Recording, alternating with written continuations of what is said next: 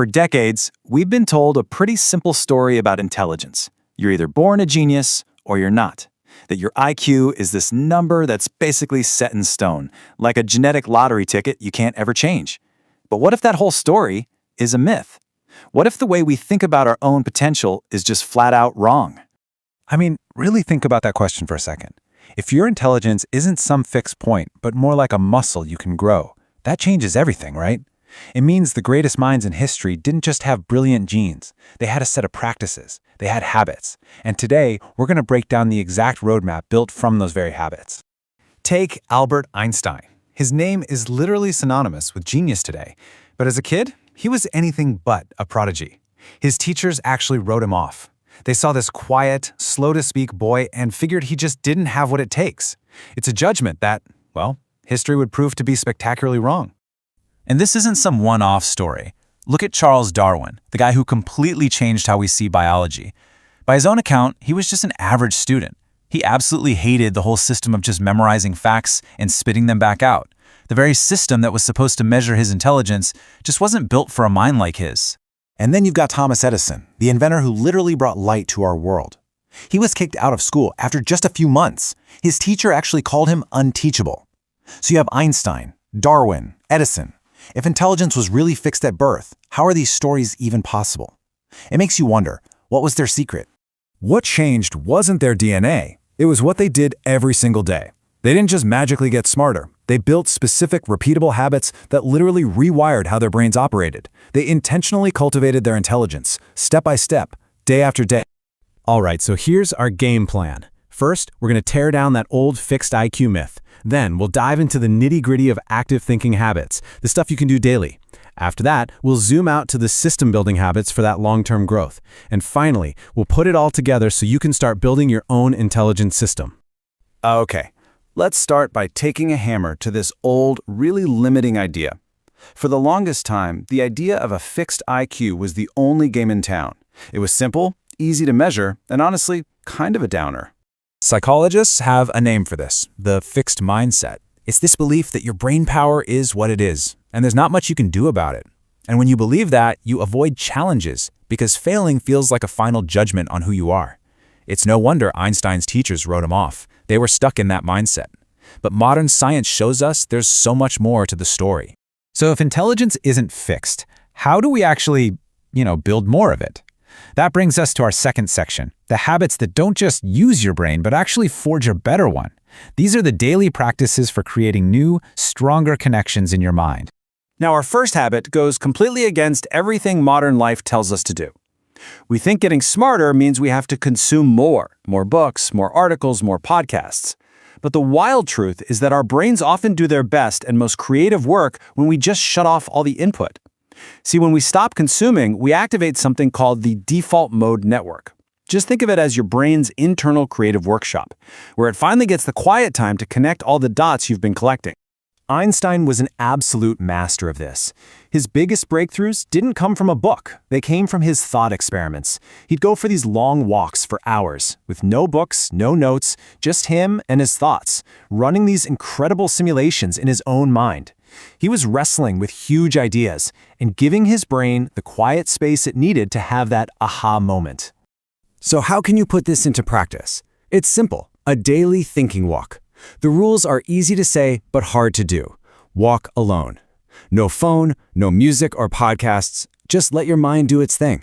And I'll be honest, at first it's going to feel boring, maybe even a little uncomfortable, but you have to lean into that feeling. That's the feeling of your brain's shifting gears from just consuming to actually creating. That's what growth feels like. Okay, our next habit is all about embracing something we're taught to avoid our whole lives, struggle. It's called productive struggle. The big idea here is that the most effective learners don't just jump to the answer right away. They intentionally wait, because they know that the very act of struggling with a problem is like a workout for your brain. And this slide just lays it out perfectly. On the left, you've got passive learning. You hit a snag, you immediately Google it. It feels fast, but that knowledge is shallow and gone in a flash. But on the right, you have productive struggle. It's messy, it's hard, but that effort tells your brain, hey, this is important. It builds deep, lasting pathways. When you finally get the answer after struggling for it, that aha moment is so much more powerful, and it sticks. Benjamin Franklin did this all the time. He'd read an article, hide it, and then try to rewrite the whole thing from memory. It was the struggle that forced him to truly understand the ideas, not just recognize them. So here's the habit. Before you look something up, force yourself to write down your best guess. Just grapple with it. That struggle isn't a sign that you're dumb. It's the actual mechanism of getting smarter. And that leads us perfectly into our third active habit, using writing as a tool to think, not just as a tool to record your thoughts. See, most of us think of writing as the last step. You figure something out in your head, and then you write it down. But the greatest thinkers do the exact opposite. They write in order to figure out what they think in the first place. Just look at Leonardo da Vinci's notebooks. They weren't neat, organized essays. No way. They were this beautiful, chaotic mess of questions, drawings, ideas, and even contradictions. They were alive. The act of writing, especially by hand, forces your brain to slow down. It makes you take a fuzzy idea and make it concrete. It's literally thinking on paper. Okay, so we've covered those active, in-the-moment habits. Now it's time to zoom out and look at the bigger picture, because real, lasting intelligence doesn't come from just a few actions here and there. It grows out of a well-designed system. These next habits are all about building that long-term environment for your mind to thrive. The most effective thinkers don't just collect random facts. They build what the legendary investor Charlie Munger calls a latticework of mental models. What does that mean? It means they learn the big, fundamental ideas from lots of different fields, physics, biology, economics, and connect them all together. Like understanding compound interest from finance helps you understand how habits grow. This builds something called transfer intelligence, which is the incredible ability to solve a new problem using an idea from a completely different field. That's wisdom. All right, the next system-building habit is all about a skill that people often disconnect from intelligence: memory. We tend to think of it as just a filing cabinet, but geniuses treat memory as a foundational skill, and most importantly, a trainable one. Think of your working memory like the RAM on your computer. If it's all clogged up trying to remember basic facts, you don't have any space left for deep thinking. By deliberately training your long-term memory, you free up all that cognitive horsepower for the really tough problems. It's what allowed Nikola Tesla to visualize and test entire machines in his head before building anything. That wasn't magic, it was a highly trained memory. In our final system-building habit, this might be the most radical one in our crazy, hustle-focused world: protecting your cognitive energy. Here's the truth. Your brain doesn't get stronger when you're grinding for 12 hours straight. It upgrades during recovery. It's when you're in deep sleep that your brain literally washes away toxins that build up during the day. Charles Darwin knew this. He only worked for 4 or 5 super-focused hours a day. The rest of his time was for walking and resting. So these habits, deep sleep, daily movement, sunlight, and even letting yourself be bored, they aren't optional luxuries. They're non-negotiable for a high-functioning mind. Okay, let's bring all this home. We've talked about the active habits and the long-term systems. And it all boils down to shifting our focus away from looking for quick brain hacks and toward building a real, sustainable structure for growth. This is the single most important idea of this whole explainer.